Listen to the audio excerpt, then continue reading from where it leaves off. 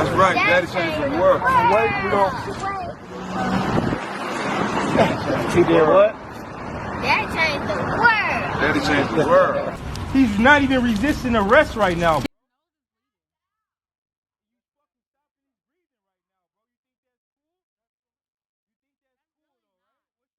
Oh man, what's your badge number, bro? You think that's cool right now, bro? You'll call the police on another police. No justice, no peace. No racist police. Black lives matter. Black lives matter. Black lives matter. Black lives matter. Black lives matter. Black lives matter. Black lives matter. Did you see Officer Chauvin's knee on Mr. Floyd's neck? At some point, At yes. some point, okay. Was it constantly there, or did it move around, or something else? From what I can, because I'm majority of my attention is focused on traffic. I'm not always looking down at what they're doing. I'm trusting them to do what they do, what they're doing, and they're kind of trusting me to kind of watch their back. So I'm spending the majority of my time looking out at traffic and the crowd. Was the crowd letting you know that there was a change in Mr. Floyd's disposition? What were they telling you? They're saying that he wasn't moving. Do you have any concerns about that? Not the crowd, but Mr. Floyd. I would. I was concerned with the crowd. I mean, I would hope that the other officers would do their job and check out. Welcome back, guys. I trust you've been staying safe. Racism has been a plague that is being faced by several races across the continent, key amongst them being the Black Africans or the Black Americans to an extent.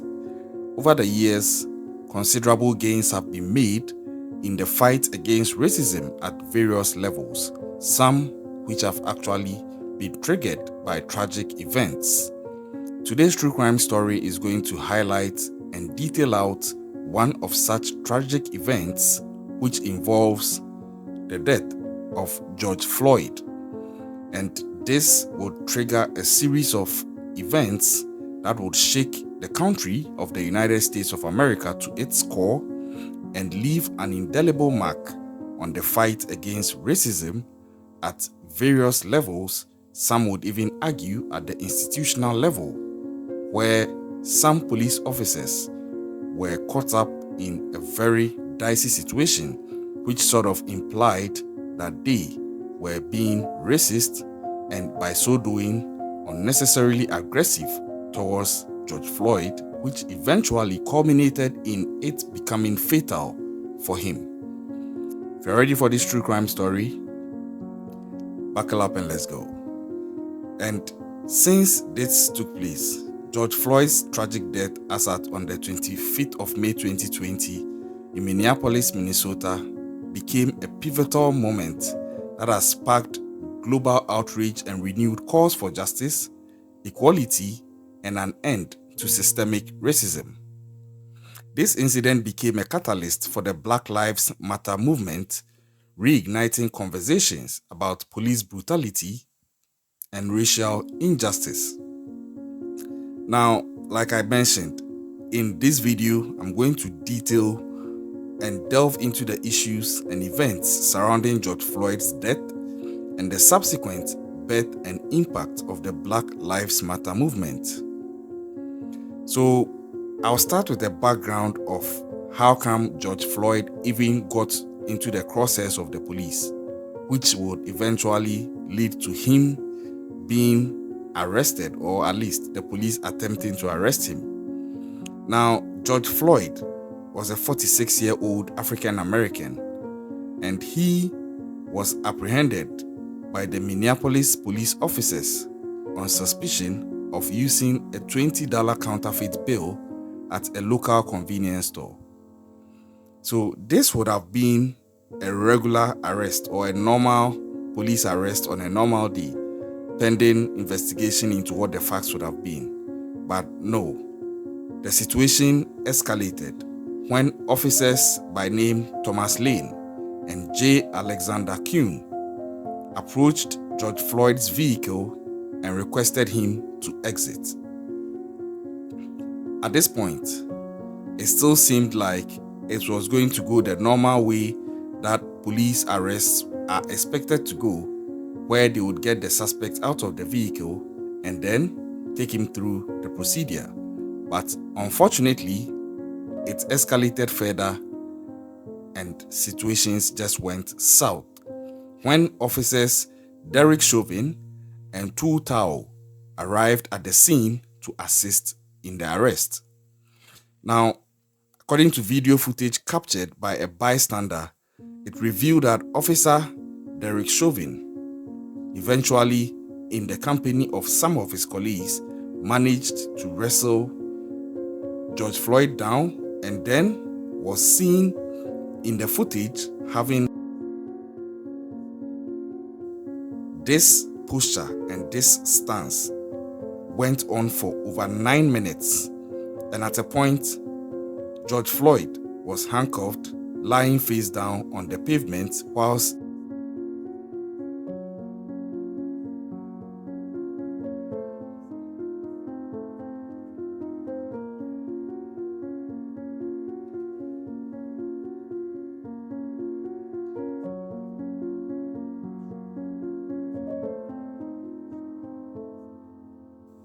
and for some strange reason again, his fellow officers who were around him did not intervene to stop him from doing so. So technically, George Floyd was losing air and passing out slowly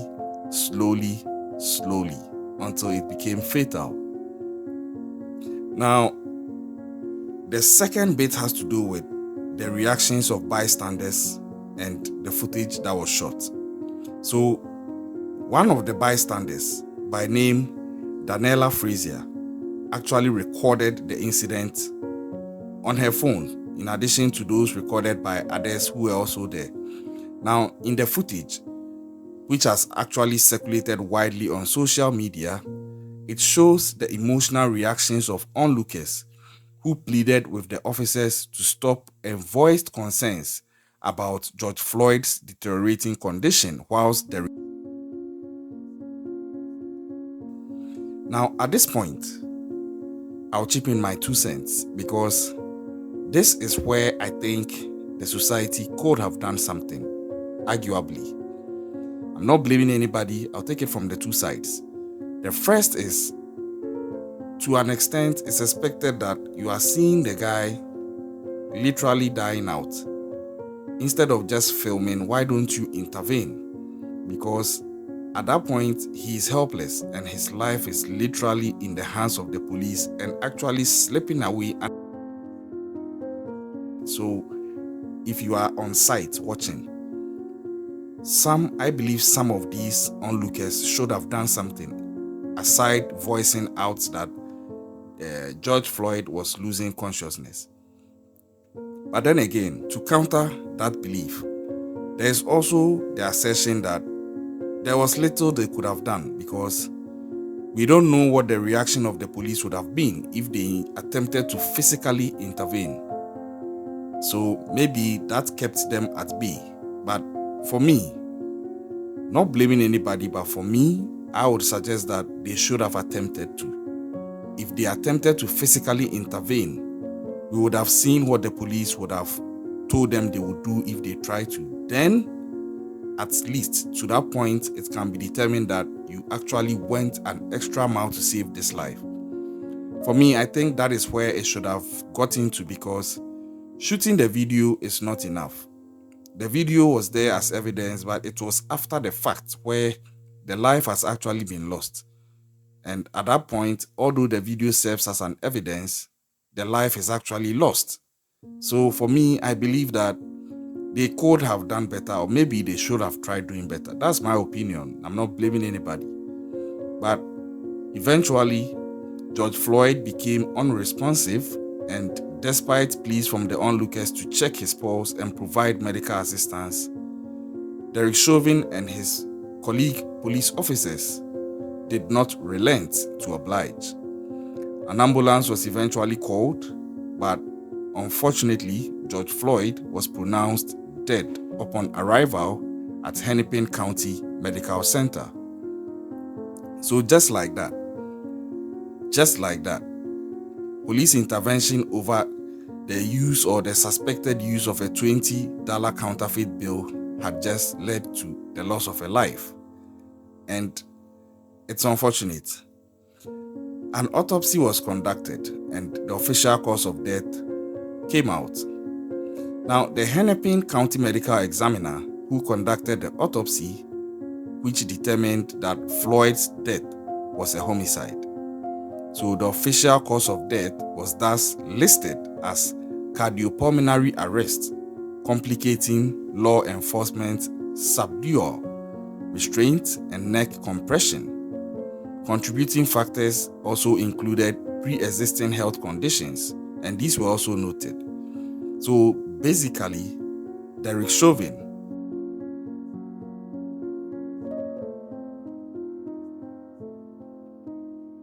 and I still don't understand how that was the way to go.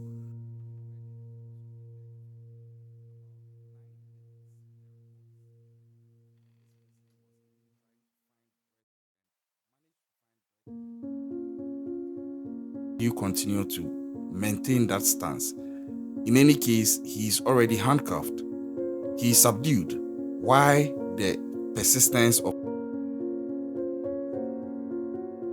that is very unfortunate, and that is where the concerns of racism begins to come up. Now, fast forward. Officers who were at the scene, including Derrick Chauvin, were arrested. Now, this came due to the public outcry over George Floyd's death. And as a result, initially, it led to the firing of all 4 officers who were involved. Officer Derrick Chauvin then faced charges of second-degree unintentional murder, third-degree murder, and second-degree manslaughter. Officers Thomas Lane, J. Alexander Kuhn, and Tuo Tao faced charges of aiding and abetting second-degree murder and manslaughter. Derrick Chauvin's trial garnered intense media attention, and he was ultimately convicted on all charges in April of 2021. From this point, it didn't end there, because the black community were largely agitated and angry over how George Floyd had been handled by the police, and even to an extent, the charges that were leveled against Derrick Chauvin. Mind you, George Floyd was not the first black victim lost to police brutality, or, as I may have to say, alleged police brutality.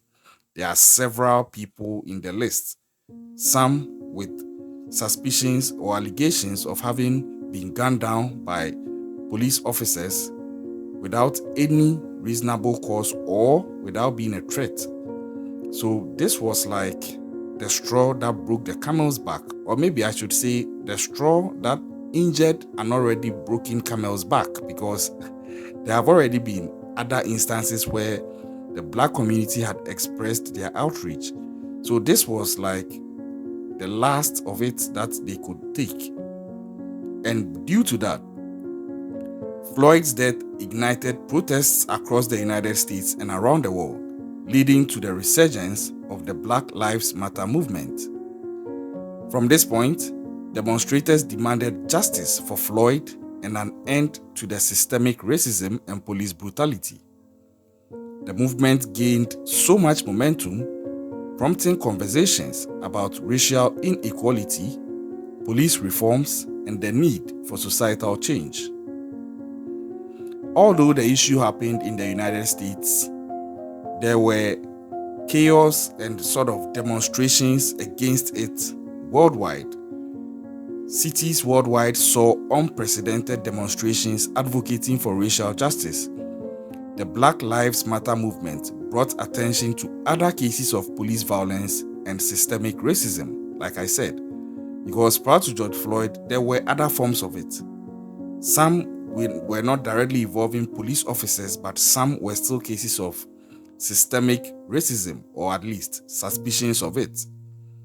Corporations, institutions, and individuals also began to re-evaluate their roles in perpetuating systemic inequalities, leading to increased awareness and discussions about racism in various aspects of society.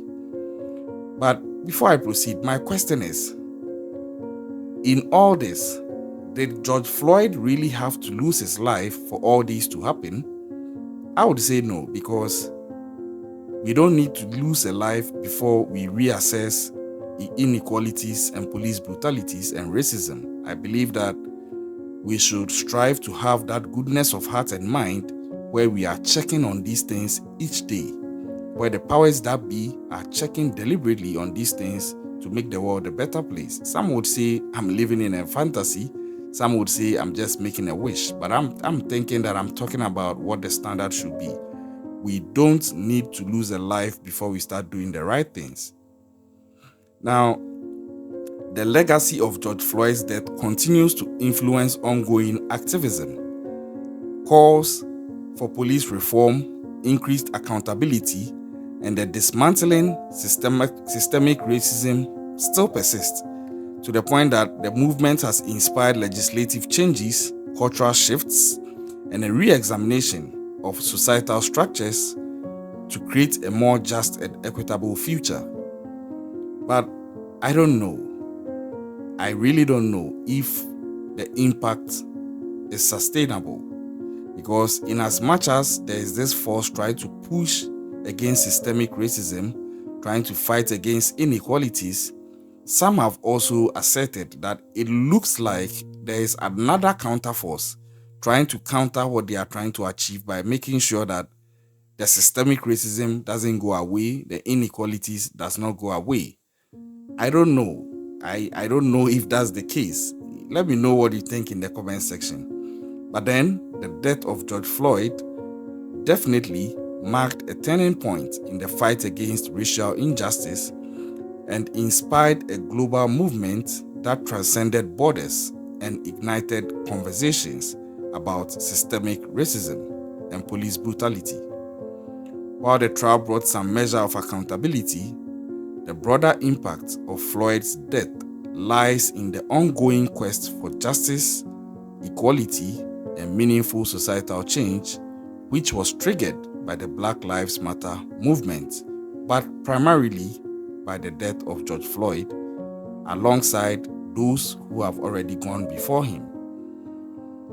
It's very unfortunate, honestly, and to think of the fact that George Floyd had a little daughter. He was a father. So you can imagine the impact on his girl and his family. Nobody saw this coming. He was not sick. He didn't die out of sickness. He lost his life just going through his normal day at a police officer who has sworn to serve and protect.